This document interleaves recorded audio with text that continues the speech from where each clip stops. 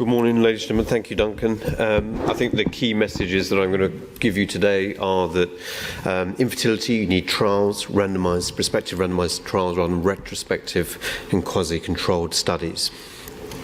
So, just looking at the EAU guidelines, just to highlight that there is a tendency to prescribe medications and drugs for idiopathic male subfertility, and it's quite clear now that the EAU guidelines state that in fact empirical treatments for oligozoospermia shouldn't be used, and I would tend to agree with that statement.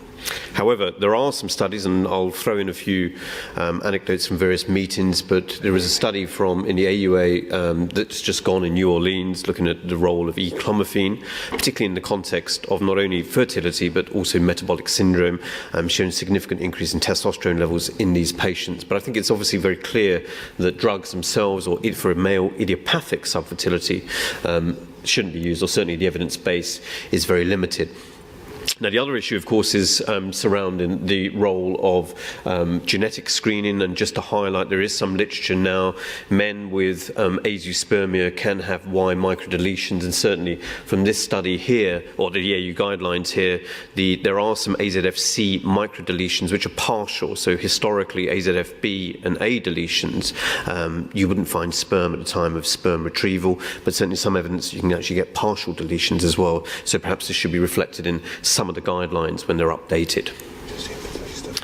The problem here again is varicocele, and it's that age-old argument whether to fix or not to fix. I'm going to highlight some papers and publications from the literature in this regard. But certainly these are the EAU recommendations, again, which have been recently updated concerning varicocele ligation. I'm just going to draw your eyes to the lowest statement here, recommendation B for varicocele treatment, clinical varicocele and oligozoospermia. I think it's a very vague statement, and I think one has to consider that in the context of the female partner as well. But I'm going to just show you some very quick evidence base in terms of varicocele and fixation. This is a Korean study, in fact, interestingly, a meta-analysis analysing the three most recent studies looking at varicocele treatments, prospective randomised studies, and in fact their conclusion here was that their study analysis suggested that surgical varicocele treatment does improve pregnancy rates. Again, another meta-analysis, another subset analysis looking at three more recent studies, and again excluding other studies. And I think the evidence base is limited still again.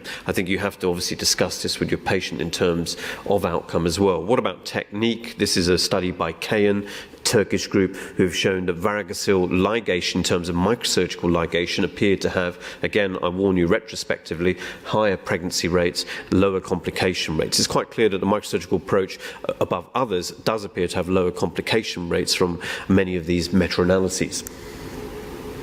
Again, this is an interesting concept, azoospermia. What do you do with a patient who presents with azoospermia, who has a varicocele? Should you be fixing that varicocele? This is a study, in fact, published in 2011. I'm just going to highlight this with a further study in 1 second. But essentially, fixing a varicocele in 30% of patients improves semen concentration to approximately, on average, 2 million. So a significant increase. So those patients who you may normally want to do a sperm retrieval on, you may, in fact, be able to send them for ICSI or assisted conception. I have to say that I'm still very skeptical of this data, and overall we need more studies, and certainly some randomized studies as well. In fact, this is a meta-analysis that in fact reported again. Now, interestingly, in those patients who seem to respond to varicocele ligation in azoospermia, those patients appear to have did not have Sertoli only, so they were the worst group in terms of prognostic outcome. So therefore, if you've got hypersomatogenesis or maturation arrest, you have a clinical varicocele. My argument would be that you're only going to know that if you've got a biopsy in that patient. You're only going to biopsy that patient if you've already done a sperm retrieval. So in some ways it seems slightly pointless, but many patients do pick up on this as well. This is an area that's rapidly expanding. This is, I add, a test that's not offered on the NHS, but rather in the private sector, and therefore has created a two-tier system, in my opinion. Varicoceles do cause damaged DNA fragmentation. DNA fragmentation has been associated with increased pregnancy loss. And interestingly, those patients compared to control as those with varicoceles, and I would say clinical varicoceles grade 2 and 3, have a higher DNA fragmentation. This has been shown in early studies, and in fact, pre and post-op, you can see there's a reduction in DNA fragmentation. Why is that important? Well, the argument is that if you're not going to fix a varicocele simply to try and improve pregnancy rates, you might want to fix it because the outcome from IVF ICSI might be improved by fixing a varicocele. So in other words, patients who fail subsequent or successive treatments of IVF ICSI may improve their outcome by varicocele fixation by reducing DNA fragmentation. A controversial area, but equally there is some data. This is just to highlight the data that we have, meta-analyses. I'm going to be very quick about these because quite a few slides, but overall there is an increased sperm DNA damage in patients with varicocele. I think it's highly important because you may then subsequently stop patients having repeated cycles of IVF ICSI treatment with subsequent pregnancy loss. This is a study, in fact, which showed that in fact there was an improved outcome from ICSI IVF in those patients who in fact had varicocele ligation. So I think it's quite important kind of data, and I think what again it highlights is that we do need some prospective studies and controlled studies, but I think we're getting there. What about the advantages of microsurgical varicocelectomy? Again, a retrospective series, and again highlighting from this study a new study looking at outcomes and highlighting again that varicocele themselves, treatment in terms of microsurgical approach, appear to be the most cost-effective. This is a cost-effective study, again, usually as usual done in the States, looking at the cost-effectiveness, arguing that in fact varicocele ligation in terms of microsurgical approach was superior compared to, interestingly, percutaneous embolization. Now, I have to say the patients that I have with varicoceles, because I don't know if it's going to make any difference to their outcome, I send for embolization. But when you get such data presenting the cost effectiveness, it makes you think again. And again, cost-effective varicocelectomy over ICSI. Remember, traditionally, many of these patients are being sent for ICSI treatment without further evaluation by urologists. And in fact, these studies here highlight as early as 97 that varicocele ligation may be more cost-effective in terms of live birth rates. It's certainly highlighted in this study by Kim et al. In 2013 as well. What about testicular growth? Well, interesting, there's a whole load of studies now arguing that men in their early 20s with clinical varicoceles, in other words 2 and 3 grade varicocele, should undergo semen analysis. Again, I think it's a controversial area. You're going to subject that patient to the psychological stress of having a semen analysis, although it's quite clear that it does appear to cause ipsilateral increase in testicular growth, and there also appears to be an increase in testosterone levels in these patients. Again, non-randomized studies, and we have to be very careful about interpretation of such data. So again, I state the statement there, going back to the EAU guidelines, I think is vague. I think it needs to be placed in context of more novel studies, and I think this does need updating, although this is updated from 2014 recently. What about testicular sperm extraction? Again, microTZ is used in non-obstructive agiospermia. Sperm retrieval rates are about 50%.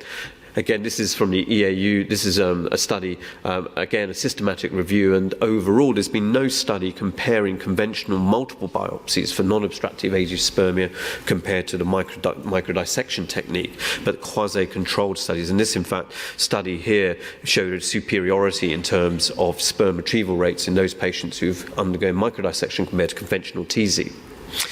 This study here, interestingly, looked at Sertoli cell only and looked at some of the factors out in terms of outcome and prediction of those patients who may benefit from sperm retrieval. And what's quite interesting in this study is the cutoff value of FSH of 15 used. And in this study here, if you had an FSH less than 15, your chances of sperm retrieval were much lower than those who had more than 15. So this is traditionally in Sertoli cell only patients who traditionally would have been told to go and adopt. This study here, again, looks at microTZ and outcome in those patients with non-obstructive agiospermia. Systematic review, again, to highlight that systematic reviews are fine, but what we need is a randomized study. There's only one randomized study in 2000 from a group called Ammer et al., who essentially looked at the outcome in terms of microTZ in one testicle and compared it to conventional TZ in the contralateral testicle. So, again, the systematic reviews are great, but at the end of the day, we need these randomized studies. And just to highlight again, they showed superiority and lower complication rates with microdissection sperm retrieval compared with conventional open biopsy or multiple biopsy TZ. What about fresh or frozen sperm? So that's sperm you get from some of these patients. What about outcome and differences in outcome in these patients? This is just to highlight some of my own data in terms of outcome data, and what you can see here is pregnancy rates using fresh or frozen testicular sperm or epididymal sperm is no difference. Why is that important? Well, in terms of outcome, it's very important as well. We also found etiology was important. But this study, I just want to highlight on the back of that, has shown no difference in using fresh testicular sperm or frozen testicular sperm in men who have non-obstructive age. It's very important because often patients are having IVF cycles and having synchronous cycles, the male having surgery and the female partner also having egg retrieval. So you can in fact say to your patient now that we can try and freeze your sperm pre-surgery as well. Hormone manipulation, my first slide I put up, we talked about hormone manipulation before surgery. Again, there seems to be a vogue for giving hormone replacement therapy in terms of stimulation raising testosterone levels pre-surgery. 3 such studies, none of them, again, quasi-controlled, none of them shown any great benefit except the latter study, which was a study from Egypt. If you look at microdissection and outcome redo, people are arguing giving hormone replacement therapy before surgery in form of stimulation and improving sperm retrieval rates in those patients who are negative as well. Again, a randomized study is needed in that context. In this study by Calci et al. Looked at testosterone levels in patients, and in fact, in redo sperm retrieval rates, we found that those patients who had redo sperm retrieval rates and were successful, I have positive sperm counts, in those patients, their serum testosterone appeared to be higher. That's the total testosterone measured. What about Klinefelter's? Klinefelter's syndrome. Traditionally, many of these patients were sent off to adopt, and there are many studies now, in fact, showing that sperm retrieval rates of 50-60% can be achieved in these patients. My own sperm retrieval rates, I have to say, would be much less than that, about 20%. And one has to be transparent about these. And in fact, the reason probably is the patients that we're now seeing are patients who are much younger patients. This patient from Munster highlighted that those patients above the age of 25 had much lower sperm retrieval rates compared to those less than 25. And perhaps what we should be doing is cryopreserving testicular tissue in the much younger patients once they're in adolescent and in their 20s.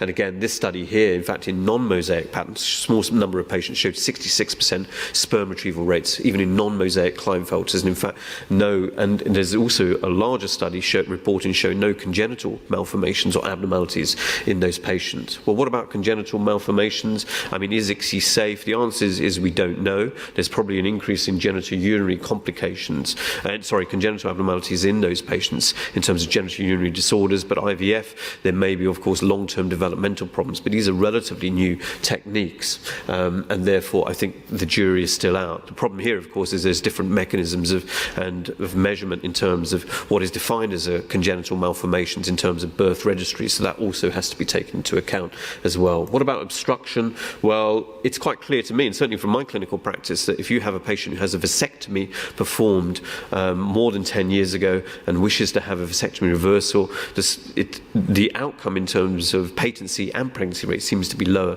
just anecdotally from my own experience. In fact, this is mirrored from this study here, which showed that this 10-year seemed to be a cut-off, and perhaps we should be looking at and redefining those patients that we should be doing vasectomy reversal on. In fact, this is the last study I'm going to report to you from Goldstein's group, who highlighted, in fact, in this meta-analysis, there seemed to be a lot of variability in terms of reporting, in terms of patency. What does patency mean?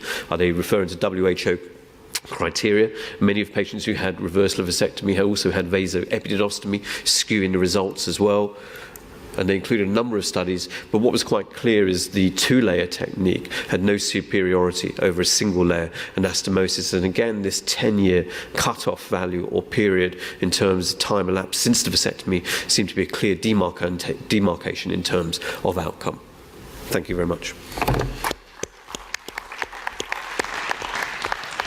Thanks for that very exhaustive and whistle-top tour of infertility. Are there any questions from the floor? We're running to time, which is great.